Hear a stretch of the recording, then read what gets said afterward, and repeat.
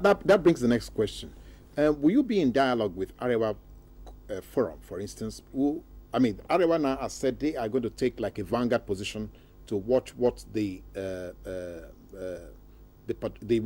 combined, the joint task force will be doing in all those states. So should that be what Arewa should be doing now? Look, when it happened in the South, the Arewa commended the president at that time for declaring war against the militants in the South. Now that it is in the North, where now they want to sit down, there's another language. No, I think the issue here is that the Nigerian country or nation is being attacked. Whether from inside or from outside, we are being attacked, and we must fight back and free our people and protect our people. That is what it is. As far as I'm concerned, this is one of the first things Jonathan has done, and done very well. Okay, let's move on now to the next issue on the table. Some Nigerians have actually said that at this last conference that you heard, yes, that you did not come out with strong enough statement on the current efforts of this incumbency to deal with all the issues at stake. That is like the typical Nigerian politician. You're just playing the popularity card. So you didn't want to come hard on the president, and at the same time you want to stay on the good side of voters. Was that what happened? No, that's not true. For instance, if you look at our communique, we really tackled the issue of corruption. We even advised the president to declare emergency on corruption and to set up a committee, a powerful committee that will work out modalities to fight corruption. Corruption is everywhere. You are not even safe on the road. You will be kidnapped and somebody will be demanding ransom. You are not even free to go to court. You don't know who has gone there before you.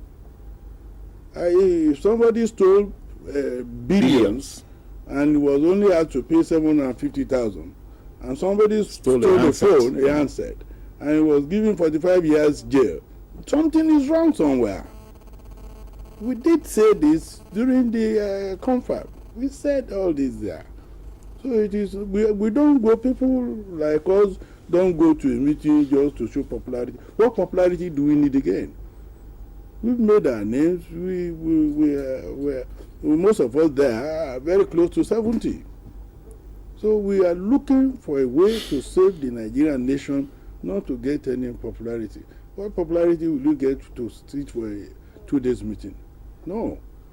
We also created a committee that will look into disputes between members of the organization in the South. Like we have some members in the Southwest who don't agree. We hope to look into all this. We have members who are fighting for the same position. If it is possible, we all will look into this. But we are going to handle them politically without being free and fair to all concerned.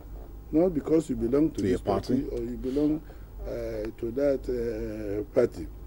If we sit down in a place, all those people that sat down, and they will now write, come out with a communique fearing the president and so on and so forth. Next time we meet, nobody will listen. Okay, great. So we hope Nigerians are listening. The telephone lines will be open later on in the program, so we can have viewers to call in and engage Senator ADEFUYE in a couple of questions and comment. Now, I want us to bring it down home. You were a strong member of PDP when you were serving as a senator. Now you are no longer a PDP person. No. But is the opposition not doing exactly what PDP has been doing? No. Look, first of all, I left PDP purely. Our president then, General Obasanjo, was trading the Yoruba in for his own sake. Most of the places, if you look at it, there was not a single major road that was built in the Southwest for his 8 years. And we were those behind him. And people were looking at us as imbeciles. So we had to leave before the situation gets worse. Not that it wasn't working, it was working, but at the expense of the Yoruba people. And that's the problem we now face. We have been so marginalized in the present government that we now have to start shouting that we have been marginalized. And what the people said is, no, it didn't start now. It started when your man was president. That was the problem we had. So we had to leave. Those of us who had names to keep had to leave and quickly apologize to the people for whatever mistake we must have committed. That was all. It's not because one wants to jump from one party to the other. It wasn't because I wasn't doing well there. I was on the board of Warri Refinery. I was doing very well with my work and so on and so forth. But the embarrassment was becoming too much. It was with difficulty that with difficulty that we persuade him to appoint Yorubas into positions.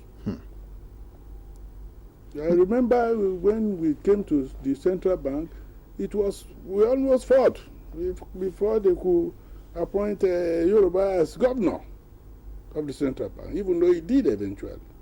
It was also trouble when we wanted to appoint Yoruba as Inspector General.